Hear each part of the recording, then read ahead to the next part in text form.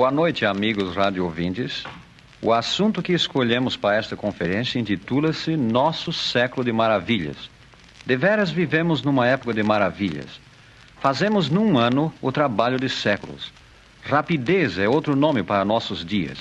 Nossos tempos diferem de todos os outros de que ouvimos ou lemos. Por quase 6.000 anos a raça humana não modificou sua maneira de viver. Mas, repentinamente, há pouco mais de 100 anos, as condições começaram a mudar. Uma avalanche de novas ideias penetrou a mente do homem e do sono de séculos sobreveio um tremendo despertamento. O mundo inteiro foi transformado em poucas décadas. Ocorreu não uma evolução, mas sim uma revolução. Se pudéssemos fazer retroceder o tempo, indo para a cama hoje à noite e despertando há 150 anos no passado, encontrar-nos-íamos sem dúvida num estranho mundo. Dificilmente saberíamos como viver. Imaginai tão somente, nenhuma luz elétrica nas grandes cidades, nem mesmo lampiões a querosene. Iríamos para a cama tropeçando com a velha vela de sebo. O mais rico monarca sobre a terra não possuiria instalação sanitária, nem um moderno banheiro. Não se poderia contemplar a fotografia de um ente querido, nem fazer um chamado telefônico. Ninguém teria ouvido ou sequer sonhado da radiodifusão. Contemplemos uma cidade de há 150 anos. De noite, as ruas são escuras, iluminadas aqui e acolá por uns poucos e fumegantes lampiões a óleo. Não há nenhuma deslumbrante vitrina, nenhuma pressa no tráfego, nenhum bonde, nenhum automóvel, nenhuma estrada de ferro, nenhum trem subterrâneo. Há 150 anos não havia nas grandes cidades do mundo nenhum edifício com armação de aço, nenhuma câmara refrigeradora, nenhuma caixa registradora, nem máquina de escrever. Toda a correspondência comercial e toda a escrituração eram tediosamente feitas à mão. Os aleijados tinham de passar sem membros artificiais. Não havia óculos nem dentes postiços. Pensai nisto, donas de casa. Não havia alimento preparado ou enfrascado. Não havia leite pasteurizado. E pior ainda para as senhoras, não havia ferros elétricos, nem máquinas para lavar e torcer, nenhum ondulador elétrico, nem ondulação permanente. Não havia artigos de borracha, nem de celuloide. Sim, que estranho mundo. Nas oficinas dos jornais não haveria nenhum linótipo ou monótipo. O cirurgião não disporia de éter ou clorofórmio. E as condições na maioria dos hospitais daqueles dias não seriam nada menos que um pesadelo, a despeito dos esforços de homens de bom coração. Contudo, alguns de nossos avós criam que o progresso humano havia atingido seu limite. Olhando os velhos arquivos dos Estados Unidos recentemente, alguém achou uma carta escrita em 1833. Foi escrita por um antigo empregado do Departamento de Patentes, que por ela solicitava sua demissão, porque, dizia ele, tudo o que era inventável já fora inventado. Aquela repartição seria brevemente extinta e não haveria nenhuma necessidade dos seus serviços. Ele, pois, decidira retirar-se antes que tal acontecesse. O autor daquela carta provavelmente nunca viu um comboio ferroviário. Ele nunca serviu-se de um elevador. Motores a gasolina e aeroplanos não eram nem sequer a matéria dos sonhos. O autor da carta lia a luz de candeeiro. Jamais vira luz a gás, muito menos luz elétrica. Nunca ouviu o ruído do telégrafo e o telefone lhe pareceria uma viagem à lua. O cinema lhe faria lembrar a magia negra e a ideia de que se poderia inventar uma máquina com a qual o homem voaria por cima das nuvens como um pássaro ter-lhe parecido totalmente absurda. O prelo moderno, o linótipo, os raios-x, o rádio, tais coisas ainda estavam por inventar e muito depois que ele estivesse morto. Ele não poderia imaginar o automóvel. Não poderia sonhar de que se faria um canhão capaz de lançar granadas a mais de 110 quilômetros. Agora mesmo as invenções se sucedem tão rapidamente que já não nos maravilhamos ao aparecer mais uma. A televisão já se anunciou à porta. Já se aperfeiçoaram máquinas que podem tornar uma pessoa invisível. O que significam estas coisas? Ao chamar a atenção para as maravilhas de nossa época, não é o nosso propósito meramente despertar admiração, mas sim mostrar a significação destas coisas à luz da palavra profética. Qual a razão de essas máquinas que nos poupam o trabalho, bem como dessas maravilhas de comunicação e transporte, terem vindo justamente em nosso tempo? Por que foram elas todas deixadas para este último século? Aqui se contém uma lição para todo mundo. Elas são um sinal da parte do próprio Deus Altíssimo. Todas essas invenções ocorreram exatamente desta maneira e neste tempo, como cumprimento da antiga profecia das Santas Escrituras. E elas vieram a ser a fim de que Deus as empregue na execução do seu propósito na terra. Lemos a aludida profecia em Daniel 12, versículo 4. Tu, porém, Daniel, encerra as palavras e sela o livro até o tempo do fim. Muitos correrão de uma para outra parte, e a ciência se multiplicará. O profeta Daniel é aqui instruído a selar o seu livro até um tempo futuro, chamado o tempo do fim. Nesse tempo do fim, seu livro, bem como todas as grandes profecias das Sagradas Escrituras, seriam feitos conhecidos e largamente disseminados sobre a terra. Para este fim, a ciência se multiplicaria, e muitos correriam de uma para outra parte. Não é este um quadro fiel nos nossos dias? O mundo inteiro está numa corrida. Ponderai de novo as palavras do profeta. No tempo do fim, muitos correrão de uma para outra parte, e a ciência se multiplicará. Pensai no aumento de rapidez nos meios de transporte nesta última geração. Comparai a antiga diligência com o trem moderno. Em 1817, um membro da legislatura de Nova York passou a ser considerado digno de uma camisa de força por expressar a crença de que os veículos a vapor seriam empregados com êxito. Um pouco mais tarde, em Lancaster, nos Estados Unidos da América do Norte, negou-se aos jovens da comunidade o uso do prédio escolar para a discussão do assunto de estradas de ferro, alegando a junta responsável as seguintes razões: a escola está às vossas ordens para discutir qualquer questão razoável, mas coisas tais como estradas de ferro e telégrafos são impossibilidades de positiva infidelidade. Se Deus tivesse planejado que suas criaturas racionais viajassem a vapor a assustadora velocidade de 24 quilômetros horários, ele o teria claramente predito por seus santos profetas. Isto é um ardil de Satanás para levar ao inferno almas imortais. A 24 quilômetros por hora. Os rápidos trens modernos fazem 160 quilômetros horários e poderão fazer ainda mais quando as estradas forem tornadas mais retas e dotadas de trilhos mais pesados. O primeiro anúncio de estradas de ferro publicado nas Américas apareceu num jornal norte-americano nessas palavras: atenção! A locomotiva construída pelo Sr. Baldwin desta cidade partirá diariamente com uma composição de carros passageiros, havendo bom tempo. Havendo mau tempo, carros tirados a cavalo correrão no mesmo horário. A primeira estrada de ferro inglesa, a linha de Liverpool a Manchester, publicou uma lista de regulamentos para viajantes. Dela se lê: primeiro, toda pessoa que deseje viajar de Liverpool a Manchester ou vice-versa, ou em qualquer trecho da linha, deve, com 24 horas de antecedência, fazer uma petição ao agente local da estrada, mencionando nome, endereço, lugar de nascimento, idade, ocupação e a razão por que deseja viajar. Segundo, o agente, uma vez certo de que o peticionário deseja viajar por motivo justo e legal, emitir-lhe-á um bilhete, devendo o peticionário viajar no trem indicado no mesmo.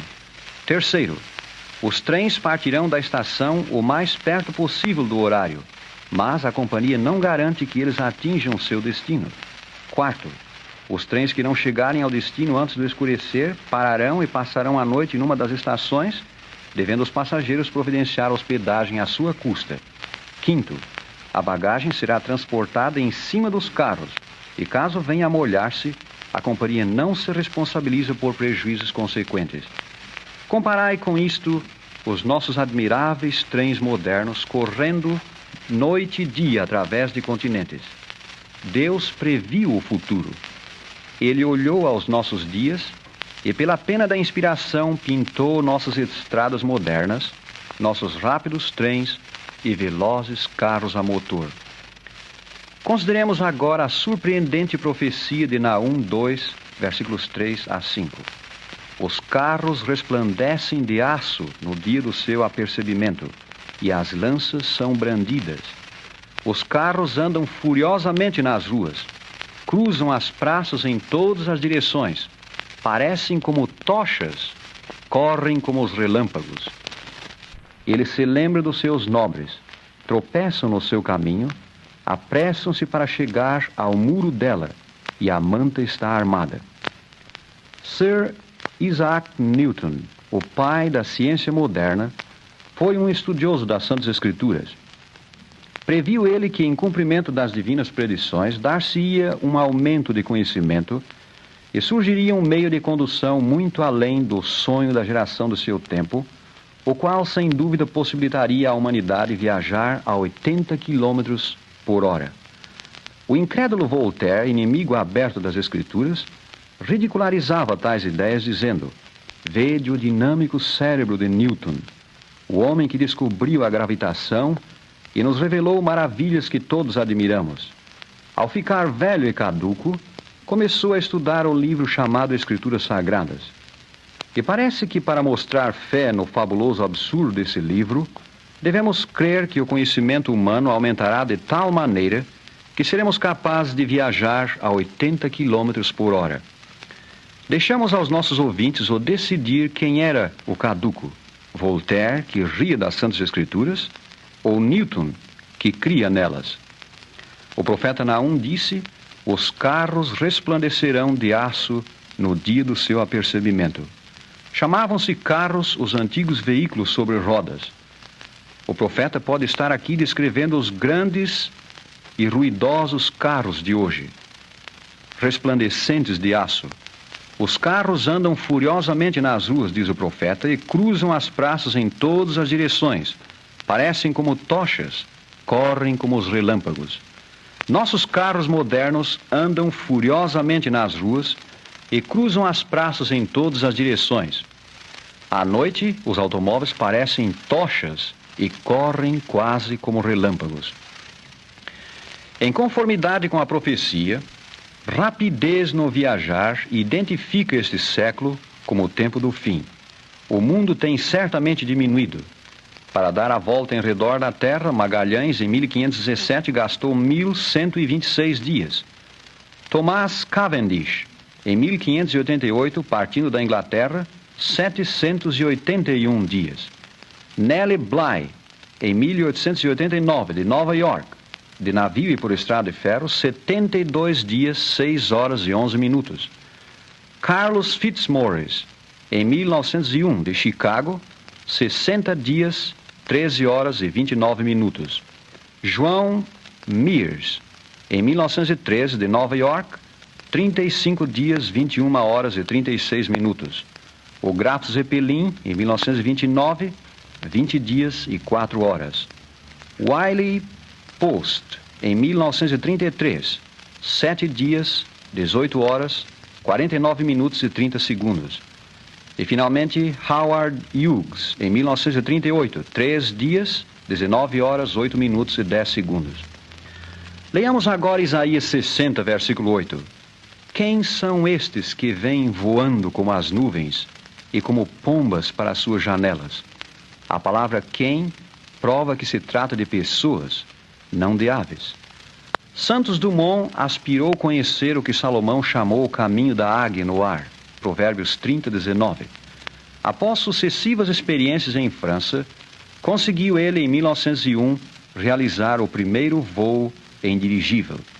Hoje, os homens voam a quase 800 km horários e prometem alcançar 1.600, ou seja, maior velocidade que a das balas dos canhões de há 100 anos. Declara uma grande autoridade: podemos embarcar num aparelho provido de foguetes e visitar a Lua, prosseguindo então para Marte, Vênus e ainda mais longe.